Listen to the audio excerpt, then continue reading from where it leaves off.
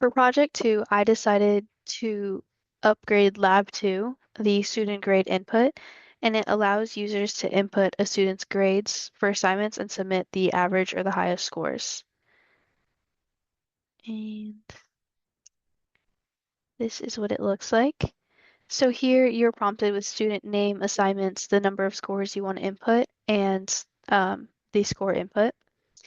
And then you can choose the average score or the highest score, and it is automatically chosen one score at least, and at least the average score.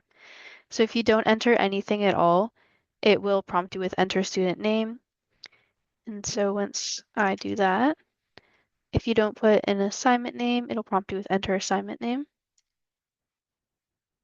And then with the radio buttons, you can choose the amount of scores you want, and then the corresponding amount of line edits will pop up. And if one or both of these are empty, it will prompt you with score cannot be blank. 85. And if you enter something that isn't a number,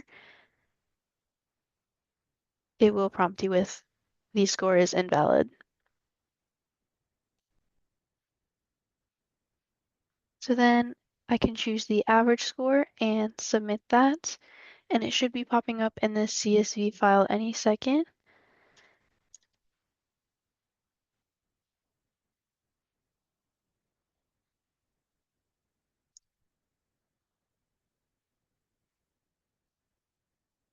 And then for this one, if you want to input the highest score, do that, and it should pop up any second. And after these are submitted, then it clears out all of the inputs and it automatically returns back to the one score being chosen and the average score being chosen. So these are the two that we did just now.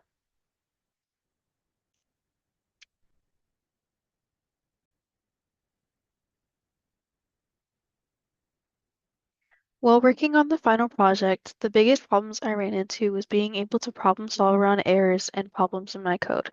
Since this project had less guidance, I relied more on reviewing old lectures and looking up resources for help. Additionally, applying the lessons into applications sometimes resulted in errors, since the code from the lectures did not directly translate into my code, so I often had to figure out my own ways to do it and research ways. Lastly, I am glad that I was able to get more experience with Qt Designer and GitHub. The coding that Qt Designer requires is not something I am totally comfortable with. And on the same note, GitHub is still a resource that I have trouble navigating at times because it is so unfamiliar. But overall, this project helped me grow my problem-solving skills and overall skills with coding, Qt Designer, and GitHub.